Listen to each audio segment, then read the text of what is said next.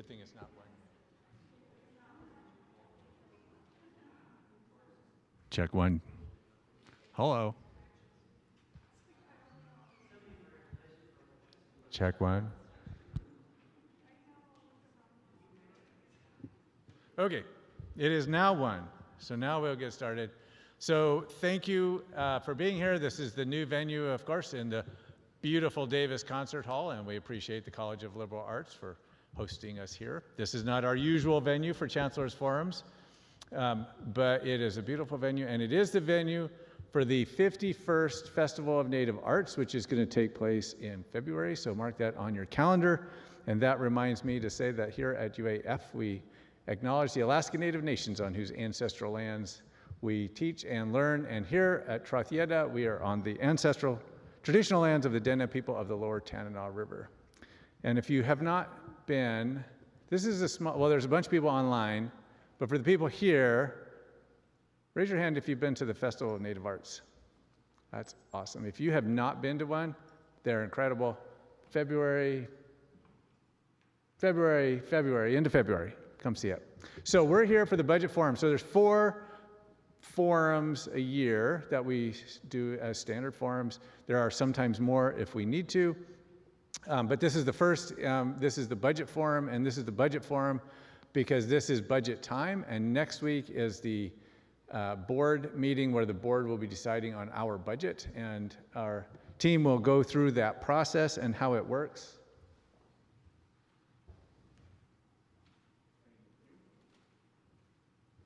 But this is an opportunity for our team to share kind of what the budget process is, where we are in the budget process, and what the next steps are in the budget process.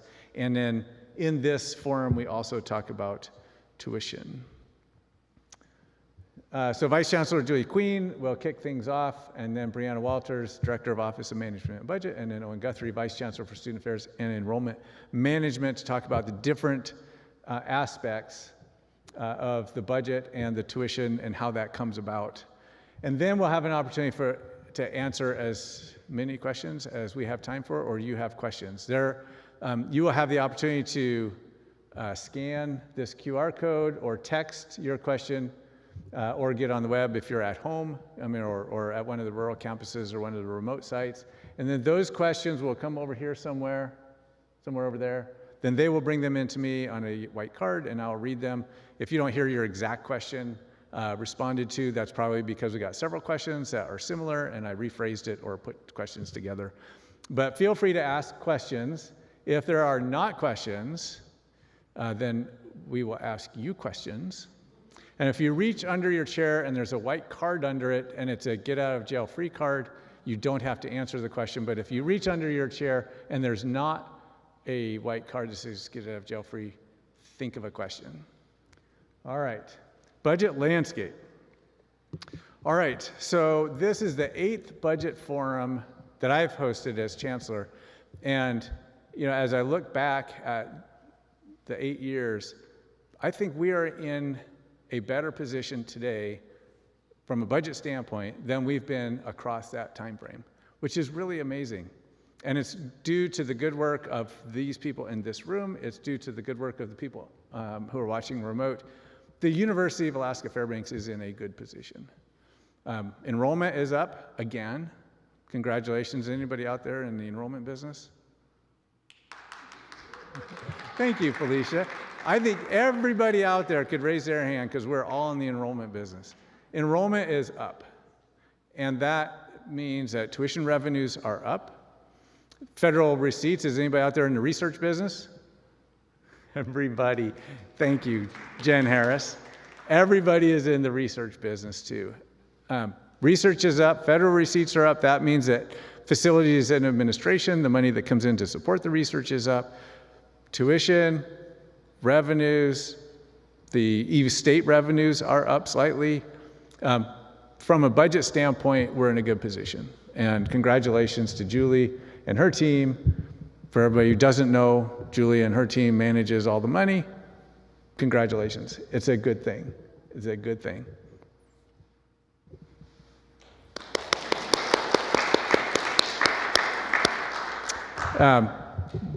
One challenge that we have, though, is that fixed costs are also up.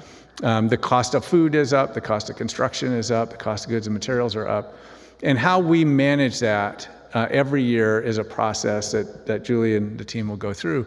But it's a process of managing budget over the course of the year, the puts and the takes, and how to figure out every year, kind of, because we can't end up with a surplus, we can't end up with a deficit, how we get to that point and how we look ahead to see what funding we'll have, what funding we need to ask the state for, what we do with tuition. As we think about just kind of our process going forward, the process we have works. How do we have more control over our destiny, so to speak? And that is through having more ability to manage the budget and know the revenues that are going to be coming in.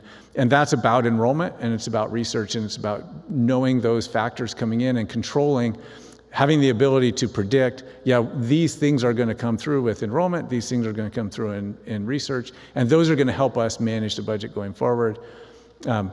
The more that we can rely on those kinds of revenues, the better for us, the better we'll be able to control our future. And I think we're doing a great job at that. And again, I think congratulations to everyone here and everyone that's part of the UAF team that's on the at remote sites for the work that you're doing that is enabling us to have a sound budget.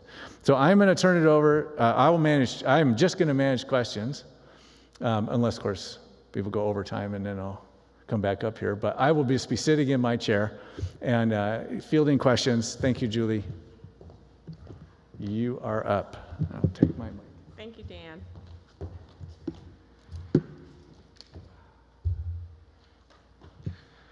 Well, good afternoon. I'm so glad that you could be here to learn more about UAF's budget. This is just one of the many efforts we are doing to help make UAF's finances more transparent and to provide an overview of UAF's budget priorities and for people to know how and when to participate in the annual budget planning actions. First things first. I want to make sure, go to the right slide here. There we go. UAF is the largest of the university budgets within the UA system. Before I just chant, UAF, UAF, I have to say, with that prestige comes great responsibility. Total revenues last year were just over $580 million. This includes things like recharge centers and shared services, where we cross-charge departments for services and transfer funding between units.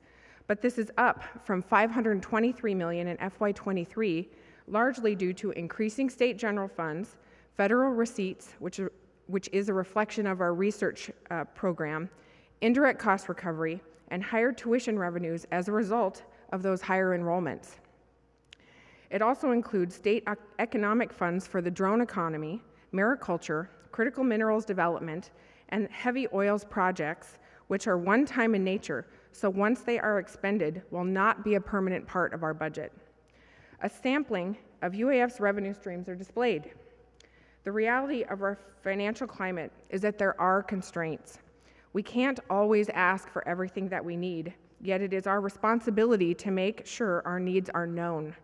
We need to be creative to find solutions, contain costs, seek out efficiencies, remove obsolete infrastructure, and generate revenues using assets that we have. State general funds are around 30% of our budget, down from roughly 40% of the budget in years past.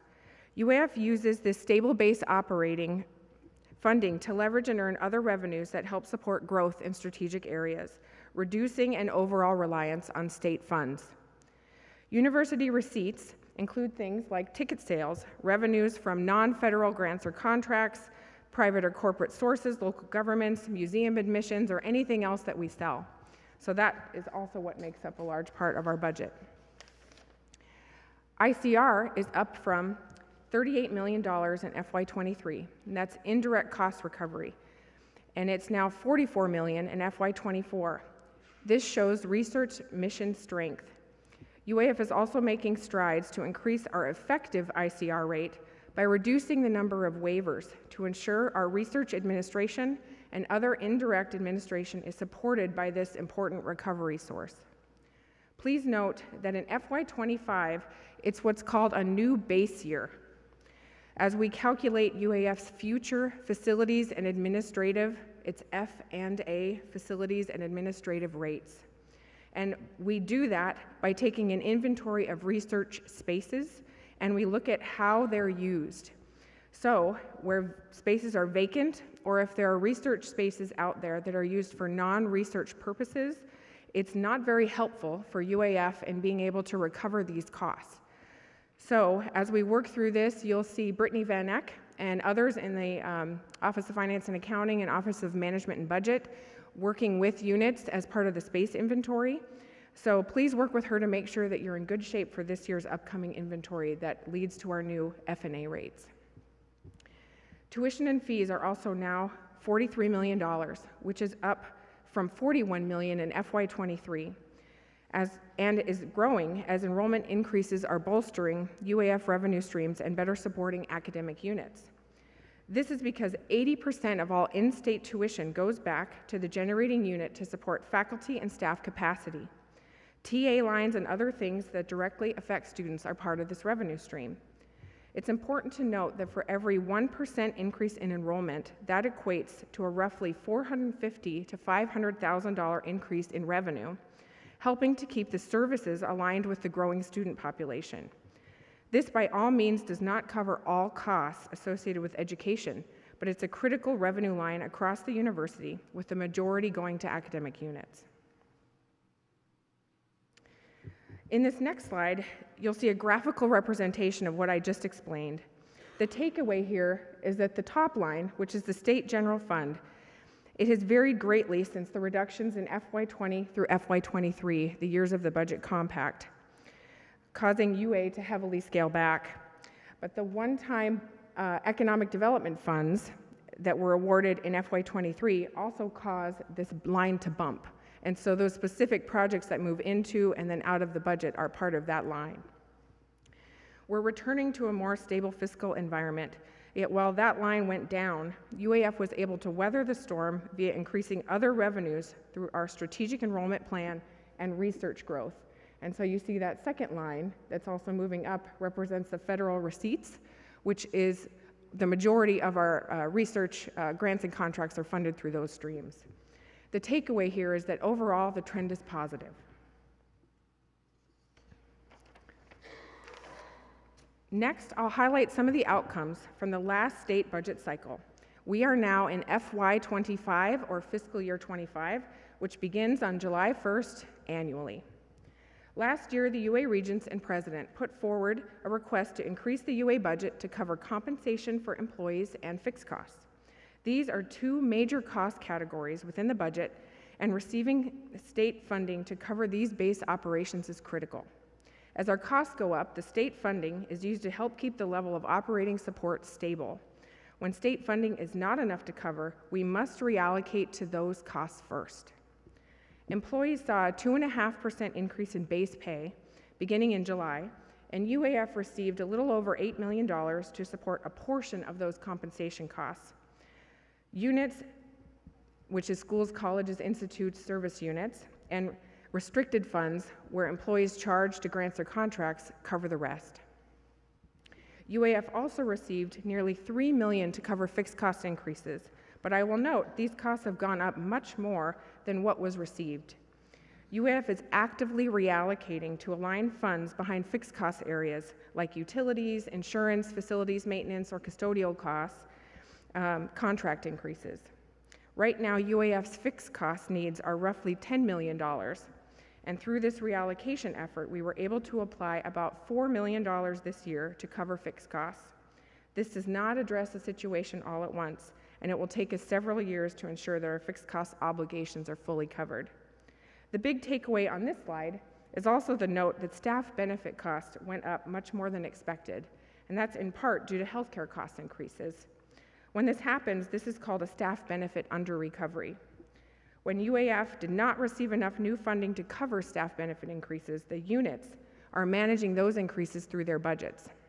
So you may see that at a more local level. UA will be putting forward a proposal to recover the staff benefit shortfall in FY26 with additional state funding, along with new compensation increases if approved by the Board of Regents next week. These budgetary constraints do not mean that UAF is not investing strategically. The Chancellor, in fact, reserved $2 million for strategic investments this year, which I'll touch on later in the presentation.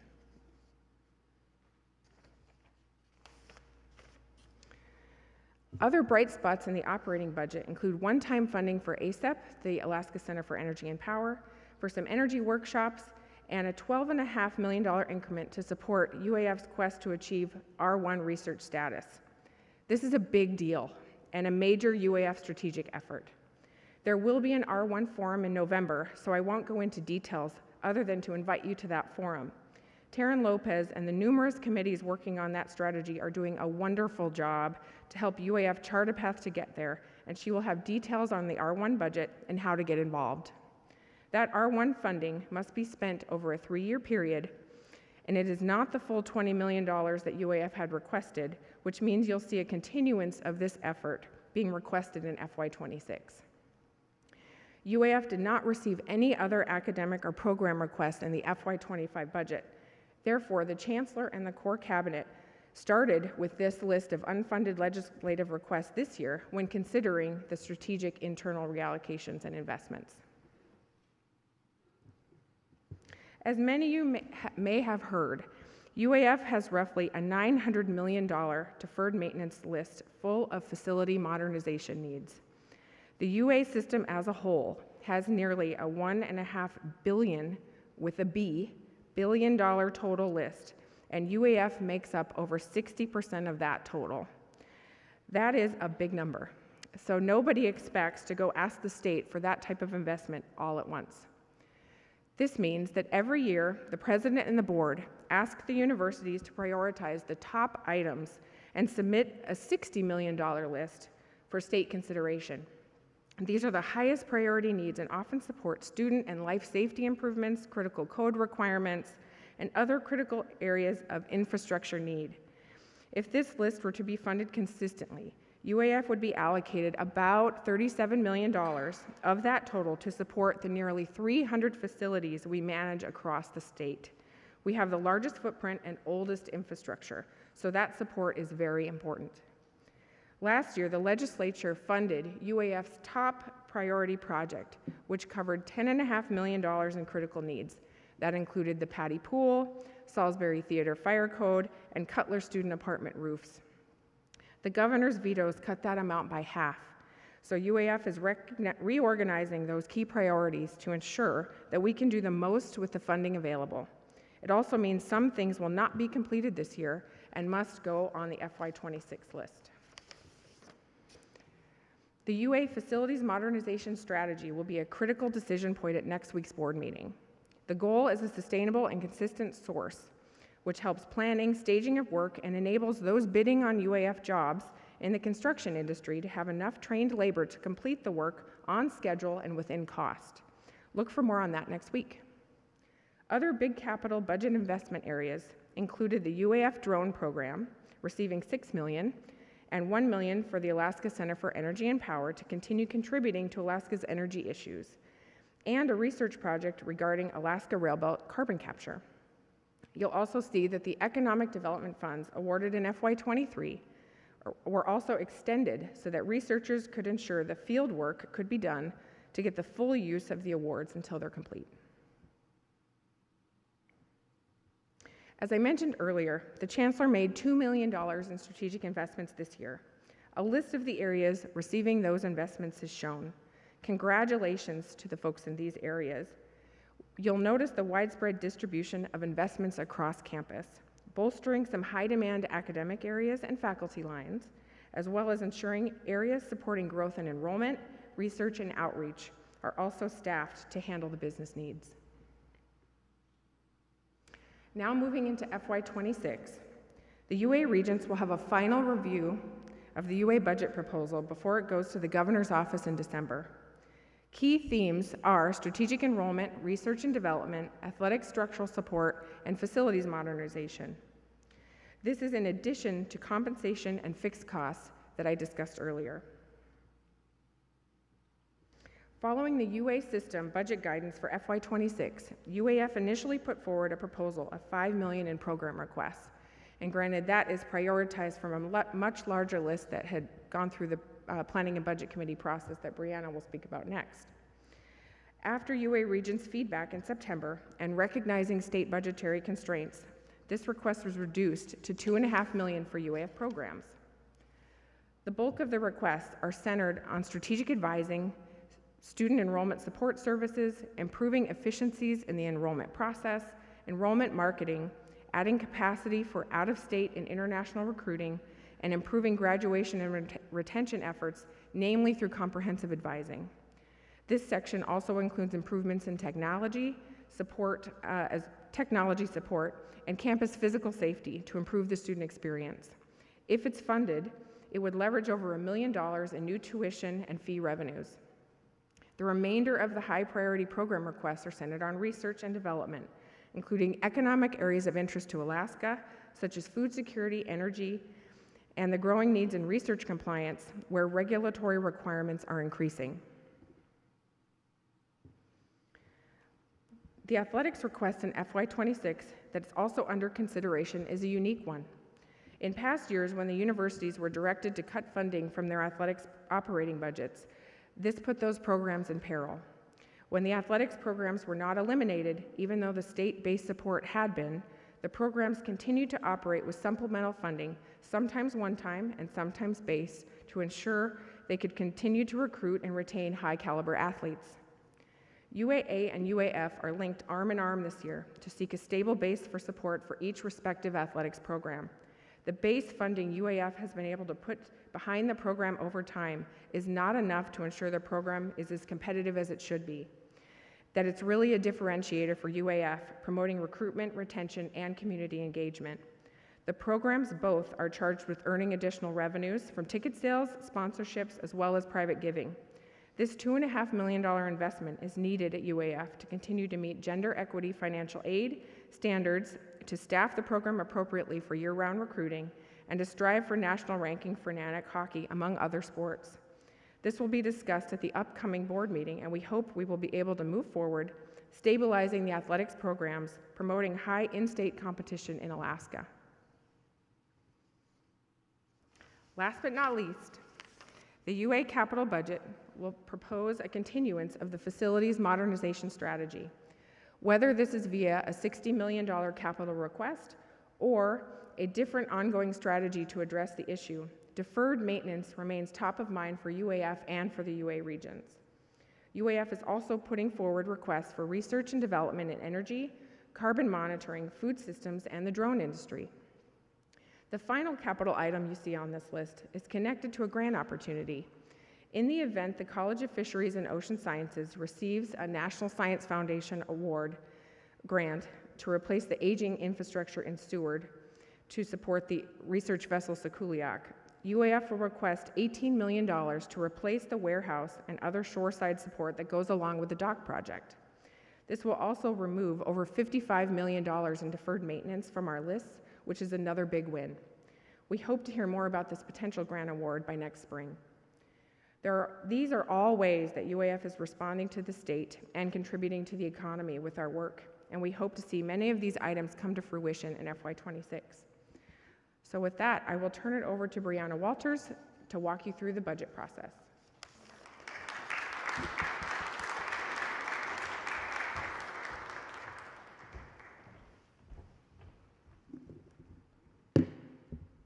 Good afternoon, can you hear me? Great. So I'm going to take you through the budget process and a little bit through our annual budget cycle, and then describe some of the mechanisms by which you can secure funding or request funding. First mechanism is the Planning and Budget Committee, or PBC. That's our main committee that has existed on campus for many years. It's co-chaired by Vice Chancellor Queen and Provost Prakash, and it includes representatives from across UAF, from all the different areas, including governance delegates. And this committee will review proposals that could be good candidates for inclusion in our state budget request. So it could really include any operating need. Last year, PBC reviewed 42 separate requests for the FY26 budget cycle, and initially about 17 of those in some part were included in our budget request that went forward to the UA president last month in September. PBC will also review recommendations that come out of the Strategic Enrollment Planning Committee, which I'll talk about next. And they will also review any tuition rate changes and any of those types of proposals from a budgetary context. So that group has a big job when they convene every spring. Right now, so next month, we'll be kicking off our FY27 budget process. It's coming up already, so essentially we'll be thinking about almost 4 fiscal years at a time. So we'll be kicking that process off in about 2 weeks. We'll be soliciting proposals through PBC, and then they will convene in the spring to review those proposals. Next is Strategic Enrollment Planning, or SEP. This is a major UAF initiative that's in its 6th year, and it's chaired by Vice Chancellor Guthrie. It also includes a steering committee made up of representatives from across UAF, and they review proposals that are specifically aimed at increasing student retention and enrollment. So those could include things around academic programs, advising, or financial aid. The Chancellor, in the end, what we do is combine the PBC and the SEP list into a master list for the Chancellor to then review. We will also, we are aligning these timelines this year for the first time, which hopefully makes it easier on all of you who would like to submit a proposal. So we'll be kicking off PBC and SEP at the same time in about 2 weeks, right after the board meeting. And we'll align those timelines so you'll have plenty of time to submit a proposal to either body, and then each of those committees will convene in the spring to review those proposals. A couple of pieces of advice is that for any PBC or SEP proposal, they should align with at least one of UAF's strategic goals. You should talk to your dean or director before submitting, so there's no unhappy surprises. We should all sort of be on the same page with what you would like to submit. They should show potential for high return on investment. And then also, I would advise that you don't submit the same proposal to both bodies. I think it's just more work for you. And if you have questions about what type of proposal you should submit to, please let me know. I can help you there. And Samara Tabor is another good contact for strategic enrollment planning. Next, I want to talk about the budget cycle. So when we prepare for a budget cycle, we actually begin our planning process about 20 to 24 months in advance of when we would receive the actual funding. So you will celebrate one birthday, maybe 2, before the process totally completes itself and we start again. So for FY26, we did kick this process off last November 2023. We solicited proposals through PBC, and we usually give a few months for you to complete those proposals and submit. PBC reviews those proposals in the spring, and then they'll submit their listing to the Chancellor, which they did in April of 2024. In July and August, that is when UAF, the Chancellor and Core Cabinet, will begin crafting what our budget request looks like. They're packaged at the UA level, and then we submit those to the President, which then is forward to the Board of Regents, and they'll have their first look at that budget in September. So that just happened last month. Where we are at in the process now is there's a big milestone in my mind, which is the board meeting in November. That is next month. That's November 7th and 8th. That is where the board will be approving our FY26 budget. They will also be approving any tuition rate changes at that meeting. So it's a big milestone meeting, and as I mentioned with PBC, it's also when we kick off our FY27 budget process. So a lot happens in November. Another milestone is in December when that budget is released to the governor, and the governor releases his version of the budget. So we keep a very close eye on that because we want to know what is included or not included in his budget. In an ideal world, we hope that he includes everything that we asked for, but that doesn't always happen. Then in January, the legislative session begins, and that usually lasts through May or June, and then we will know what our final budget outcomes are by July at the beginning of fiscal year 26. So from where we're at today, it'll be another about 8 months before we know what we have received from the state. It's a long process. It takes some patience. Next, I wanted to touch on federal appropriations because this is a different process than what I've described so far. They run on a different fiscal year, so they begin October 1st and run through September 30th. This effort is led by John Latini and Danae Benson in UA Government Relations.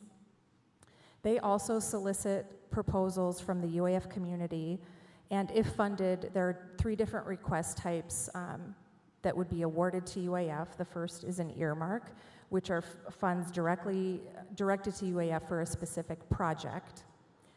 Plus-ups is funding that's added to an agency's budget and then in turn awarded to UAF. And programmatic is just as the name implies, it is for a specific UAF program.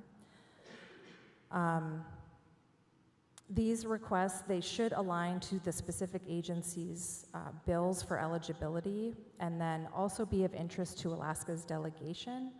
So these conditions can change yearly, but John Latini and his team are really good at identifying where we might be eligible, if we need to pivot or adjust what we would be asking for in order to maximize our potential in this area. So right now for 26, that submission deadline has passed. That deadline was in September. So those internal proposals are being reviewed as we speak. And next year we would know the outcomes of what is submitted and ultimately funded at the federal level.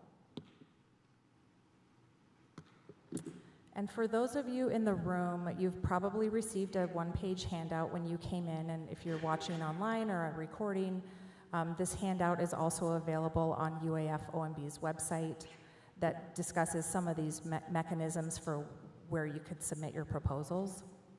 So the big kickoff is next month. We'll solicit proposals for FY27 for that budget cycle. So please watch the Cornerstone for those announcements. We'll be announcing there. I'll be sending some emails to deans and directors and other leaders, including executive officers and financial managers. And then we'll do frequent reminders throughout the it's about 3-month process where you'll have time to submit a proposal. I did want to touch lastly on a few other internal funding opportunities that are not coordinated centrally, but they're dispersed across campus. They're great opportunities. First is faculty initiative funding. This deadline is November 4th, and it's coordinated through the system office. They offer various tiered levels of awards. And in fact, that reminder was in yesterday's Cornerstone. So as I said, please read the Cornerstone. TVEP is another, that's Technical Vocation Education Program. That's mainly for workforce development types of activities, and they'll cluster by different career types. That deadline is January 24th. URSA is undergraduate research and scholarly activity. They have a plethora of opportunities out there available for faculty, staff, students, postdocs. I saw at least a dozen types of awards, and they have rolling deadlines throughout the year. So those are, that's a great thing to check out. And then finally, on behalf of the R1 Steering Committee, we will be offering more PhD student awards and faculty incentive awards. We've already offered 2 rounds of student awards this year, and we're getting ready to announce round 3. I believe we're announcing that this Friday on November 1st.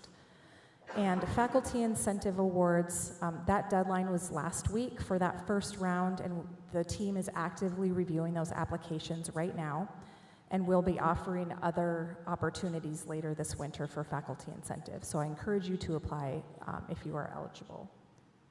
So these are just a few ways that you can get engaged and become involved in our budgeting process and make your needs known, which is very important for us.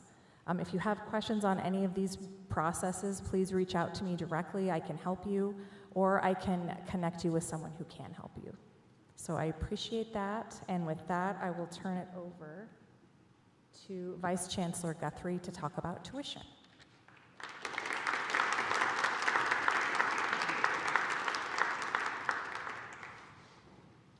Hi, folks.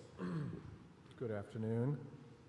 I was looking out in the crowd here and thinking, only the true die-hard lovers of UAF show up for the budget committee, I think. I know that there's a bunch of folks watching online too, so thank you all for being here. I just have 25 quick slides on tuition, or two, actually, just two, it's very brief.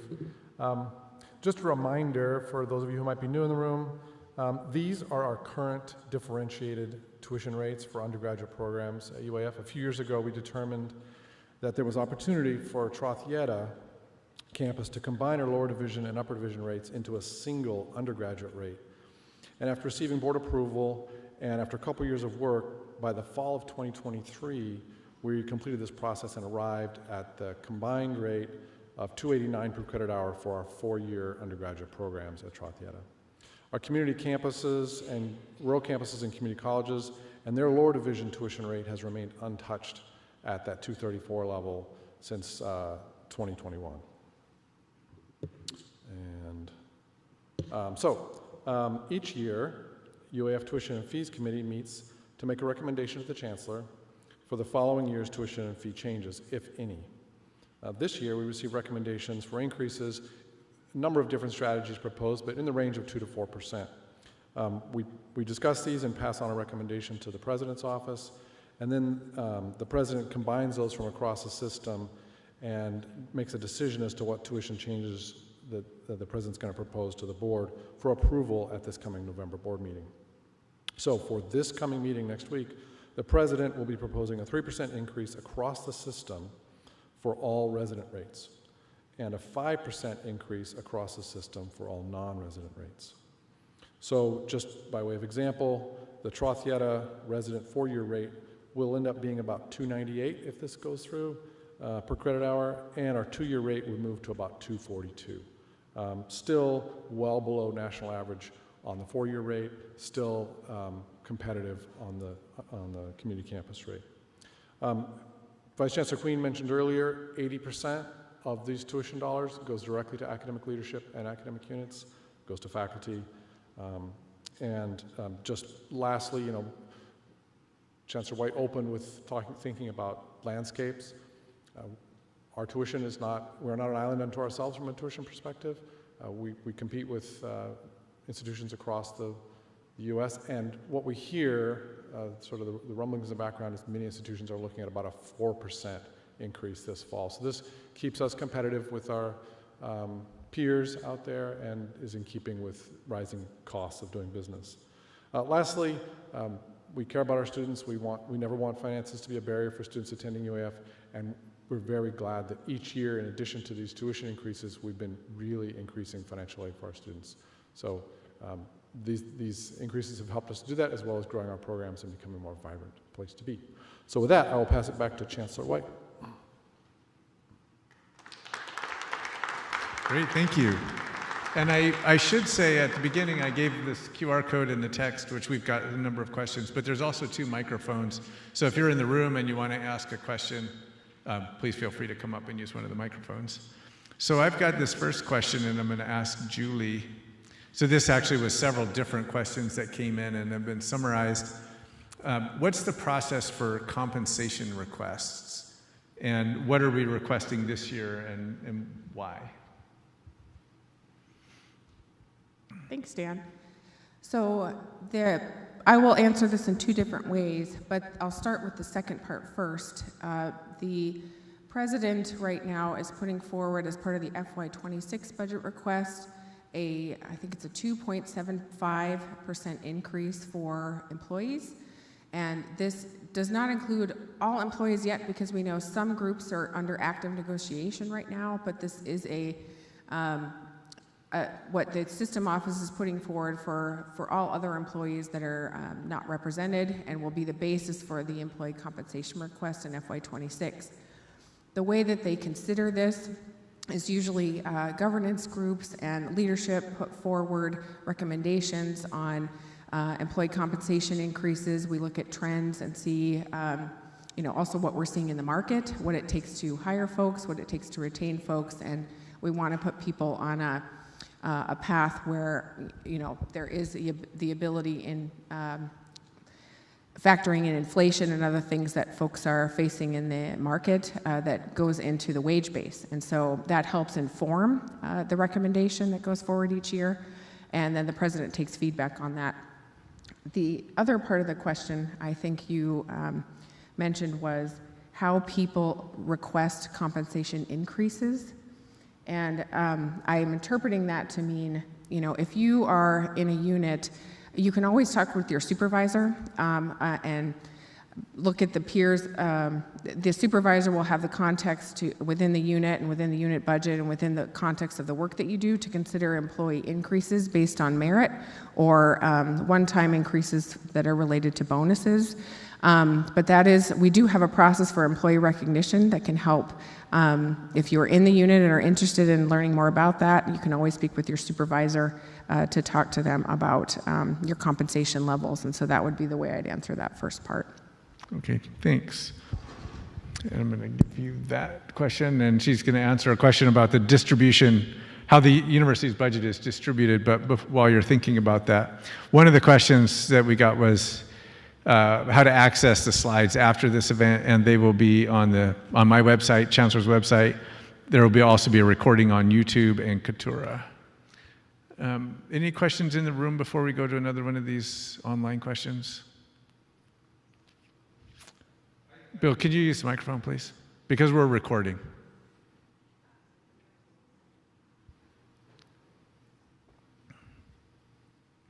Yes, although I will say that I texted my question too, so don't. Anyway, the question is this.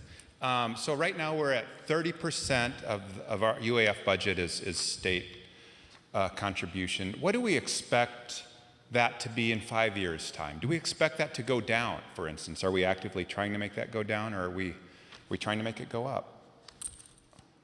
So thanks, Bill. The question, do we want our state proportion to get lower? Do we expect our state proportion? And the answer to that is yes, we expect it to go lower, but we don't expect the state funding to go lower, right? So as we grow research and as we grow tuition revenue, assuming that those grow faster than the state budget, the proportion of state budget will go down. So I expect our proportion of state budget to go down, but I am not expecting the amount of state funding to go down. I expect the growth rate to be outstripped by the growth rate in tuition and research. And I think those are good things. I think we are still in the state, from a state budget standpoint, in a time of austerity. But I think the university has so much to offer to students that we can continue to grow our student base and tuition revenue, and we can continue to grow research. Thank you for asking the question. And then Julie, part of that question, which I think maybe was from some other things online, is what percent it is currently, and then also if gift revenues from philanthropic gift revenues, what percent of the annual budget they make up. Thanks. And this is private gifts and grants. I actually don't have private gift figures with me, but the percentage of the budget that's grants is largely federal receipts, and it's just under 30% of the budget. So the federal receipts coming in, which are the grants, not the private part, and we can follow up with more information on that later, is a big chunk of the budget. The other part of the question is what percent, basically what's our research volume? And, I think in last year's figures, our research expenditures were over $222 million. So that means the federal receipts piece plus any other type of research activity that could come from other sources that goes out as a research category of expenditure. And that's huge. That's such an amazing representation of our research mission that's growing, because that's the first time we've crossed the $200 million threshold for research expenditures ever. And so that is something that we're really proud of. Other questions? All right, I have a question here, and I might ask anyone in the group that wants to answer this, but kind of talk about the budget impacts from COVID and whether or not those impacts continue today. How did they manifest themselves in the budget that we have today? And maybe Owen, if you want to start this one. Thank you. Yeah, it's interesting. COVID was such a historic event. I think from my perspective on the student affairs side, we still do feel that in a few different ways. On the budget side, we had a lot of federal subsidies that helped to buoy up, to help support units during lean times. When those funds expired, the enrollments had not yet quite returned. There was an enrollment cost during COVID in some areas of the institution, and the enrollments had not quite fully rebounded yet, so there was a little bit of a gap there that we're still addressing systemically. I will say that on the student side, we see that academically in student preparedness, so it's had this great cost shift into the overall student support equation. You have students coming in who are less prepared than pre-COVID. You have students coming in with different support needs. It's nationally quite well known. We work with national enrollment peers to know student resilience was way down. So we find ourselves with a lot more on the counseling side, a lot more on the tutoring side, a lot more on the advising side. The weight there on our support services is a lot heavier, and that has budget implications as we staff dynamically to meet the needs of our students, to make sure that we are not only attracting post-COVID students, but also retaining them successfully. Yeah, thanks, Owen. And I would say, to echo what my colleagues have already shared, the impacts of COVID in a lot of ways put a lot of things on delay. And so from a budget perspective, a lot of activity wasn't happening the way that it normally would have because certain operations were closed or were very minimal at the time.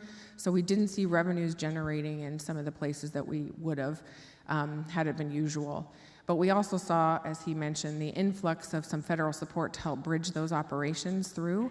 It wasn't enough to cover all of the expenses associated with COVID or the way people change the way they operate, but it was enough to help bridge so that we could kind of move through that period with a smoother trajectory rather than going, based on sort of the fiscal plans. But certainly what we're seeing now that, those funds have come in and then been consumed or used by the organization. We do see activity returning to normal and even exceeding those pre-COVID levels in a lot of ways. We just had a really great budget meeting with the museum, for example, just the other day. Pre-COVID levels of visitors were in the 81,000 per season, and now they're up at 91,000. And these are things that we're seeing kind of surge again as people are moving around and these activities are spinning up. So we're seeing those things lift the budget. But we're also seeing places where the funds that were bridged to help some of those operations along, now we're dealing with some higher costs associated with those ongoing activities. So the cost of food has gone up, the cost of labor has gone up, the benefits costs have gone up because healthcare has gone up. So these things are impacting the budget in ways that are more base operating needs that we will have to adjust for. And that's part of the reasoning behind us reallocating to fixed costs and trying to kind of reset these levels based on the new level of operations. There is a reality out there that things post-COVID, especially in construction, food service, wages, they're just higher. And so those are things that we're adjusting for, which is a bit of a new normal within the budget context. Anything to add, Brianna? I've got, checking for questions here, another question that came in online. How does the budget support research and administration as we expand research and there's a parentheses related to R1? And Julie talked a little bit about F&A, that's the facilities administration cost, and maybe you can go into a little bit more, Julie, about how the F&A that does come in, and it's sometimes called ICR, indirect cost recovery, how that is distributed around the university to help support those costs of research. And I'll just, while she's thinking about that, add that, of course, as research goes up and as, particularly as we get more graduate students in here as part of our R1 effort and the grants that have that we've gotten that have pushed this number up to 220 million. Every time there's a new grant, it comes with this facilities administration cost. So as there is more research activity, there is more money to support that activity. But maybe you can kind of talk about how F&A is distributed to units. Yeah, you bet. Thanks for the question, and that is a good one. And F&A, which is a capital F and capital A, because I do hear somebody blur it all together, so it sounds like FNA. But it's facilities and administrative rates are created to capture an expense within a grant. And so when that revenue comes back into the institution, when the grant work is done, those expenses get billed out, and we recover a piece of that, and it's called indirect cost recovery, ICR. So the ICR is the revenue side. And then when that comes into the organization, it gets split up in a myriad of ways to help support that administrative base. And we do that very specifically because administrative costs or facilities costs cannot be recovered directly on grants by the federal rules that guide them. And so we abide by that guidance. The main places that it goes, first and foremost, it goes back to the unit that generates that research work. So the generating unit who receives the grant, the dean or director, receives 50% of that indirect cost recovery that can go back into the unit to support initiatives that the dean or director feel is important. That could be, some may go back to the PI, some may go to supporting additional grant writing activities, because you can't write a new grant on an existing grant. And some may go to equipment or startup or other needs within the unit, based on those priorities. So in addition to that half of the ICR, then it gets split in other ways. About 12% goes to the system office to support folks that help us calculate those rates, and the folks that prepare the financial statements, HR and procurement and all those things that we rely on to make sure that we have a good operating base for that administration. The other big chunk of it goes to facilities. So the F in the facilities rate, there's a piece that goes down to support facilities maintenance and modernization, all the work orders, all the snow removal, all the things that we count on and expect, utilities costs, insurance. There's also a piece that goes to the library, which is an important part of being an R1 and research institution. There's journals and subscriptions and things that researchers and PIs rely on. That's part of the library support.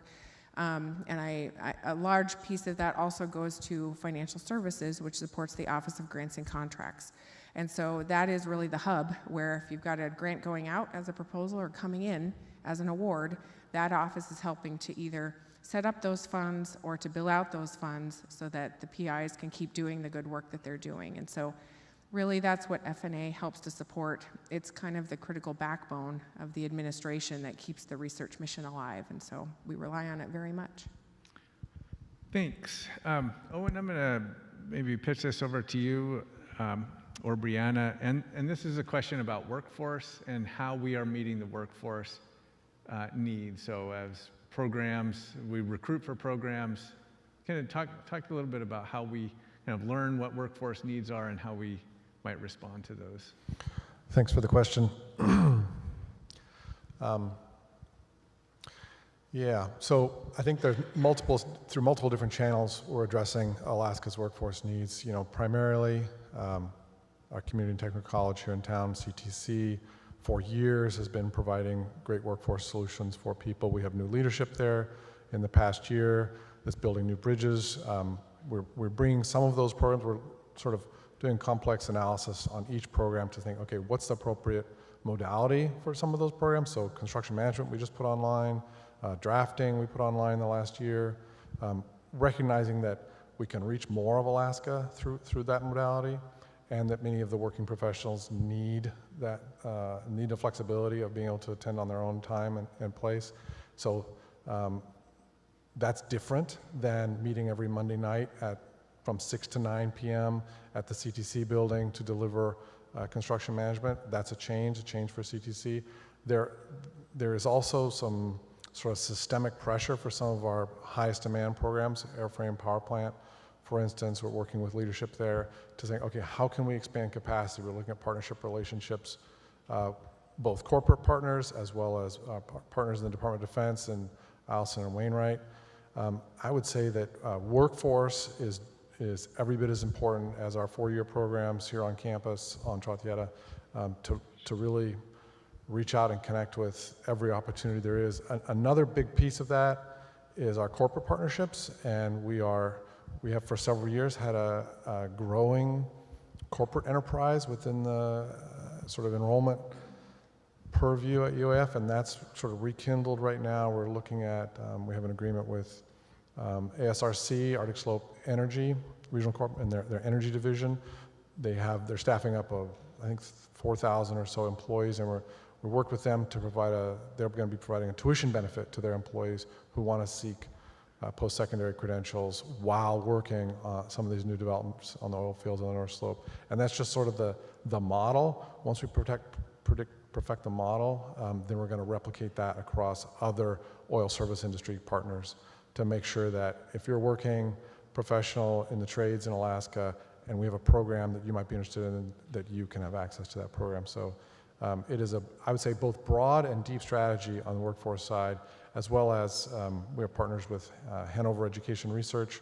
We're looking at our community campuses in Western Alaska to think, okay, what are the programs that might better and best serve some of our rural communities on the workforce front. So if anybody is interested in talking workforce and UAF, definitely talk to Carl Bishop, Dean of CTC, or me.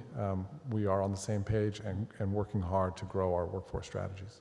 And if you get a bachelor's degree, a master's, or a PhD, you are also entering the workforce. You bet. Okay. All right, I've got one last question here, and let me ask, is there any other questions in the audience? Because then I have a question for you, but okay. This question is about fees, and can we limit fees? Can tuition cover fees so that we don't have as many course and lab fees? How do you, anybody wants to tackle the fee question? I'll start, and then Brianna or others are welcome. But we're almost out of time. We're out of time. So, Almost. you know, I do think fees are a very important source for certain things because they're specifically assessed for whatever it is that they're supporting. And tuition is more broad-based that applies to all students. And so certain fees do exist for certain types of services or different things that are distinct. And so that is an important thing to maintain and to have a revenue stream for. But I will say that we've worked really tirelessly over the last few years to look at the fees and then examine whether or not we could simplify the whole picture so that a student walking in the door could see very easily the total cost of tuition plus fees as a part of their total cost of education. And so we've made strides to consolidate the fees and eliminate fees that are at very low dollar amounts, or make sure that we don't leave the impression with a student that they're being nickel and dimed, that the fees are distinct and that they're part of either specific courses or materials or services that they may need. And so we are constantly working to try to keep that communication more streamlined. But that is something that right now is distinct from tuition because typically fees will go straight to the thing that they're assessed for, which is a little bit different. So that's why they're separate and they have a different purpose. I'm gonna just, in the interest of time, Derek, did you have a? Thanks. So this question is in some ways expectation setting. During the years of the compact and other kinds of budget cuts, we wound up with a very hero-driven culture here at UAF where we have a lot of single points of success in different departments in different areas. And I think part of that is because people don't feel comfortable with the budget and hiring other folks to backfill. At what point do we need to be before we can reassure departments and we can start filling back in those positions so we don't have so many people who are burning out because they're single points in their departments or their areas? Thanks. Yeah, I mean, so the question, if you didn't hear it clearly, was how do we backfill positions? And kind of one of the issues that happened with the compact or just budget cuts over time is that we lost people. And so those people left spots. How do we build those back? And I think as we think about the planning and budget process, the planning and budget process is designed specifically for building back. I mean, we do that through whether it's one time or strategic reallocation, the state ask or the federal ask. So I would say in key areas where we think there's critical need for backfill, get them in the planning and budget process so that they're seen. Julie, did you want to add anything to that? Yeah, I think to add to that, I would also note that, things have also changed in the last couple of years, and business has changed a bit, kind of coming through the pandemic and other things as a result of the budget reductions. And so I think it's also okay to look within the unit and look at those positions and go, are these still the same types of positions we need? And does this set us up for success moving forward? And so every hiring choice is one that should be analyzed and looked at to make sure that what we're hiring is what we need moving forward and isn't just replacing something that maybe we're doing differently now. So I will caveat it with that, just saying that, things are moving, and I think that's something that we have to be conscious of, because requesting new state funding for each new position is more challenging in this fiscal environment. And so we're going to be looking at revenues that we are able to generate, how that can be supported on our own tuition, on our own indirect cost recovery where it's appropriate, to make sure we can add capacity where it's needed in absence of state funds. And so those choices have to be carefully made. We don't want administration to go out of whack from other things. We want all things to grow proportionally to best meet the services. So that's part of the hiring decisions as well. Great question. Okay, I am going to call time. It is 2 o'clock on the button, so I'm not going to ask you the hard questions I had for you. You'll have to come to the R1 forum, which is November 9th, right? We're November 19th. Thank you, everyone, for coming. Thank you for everyone who joined online. Thank you, Julie, for being our fearless administrative services leader, and Brianna, our fearless budget director, and Owen, our fearless student affairs and enrollment management. Thank you for being at the forum, and thank you all for joining today. Have a good day.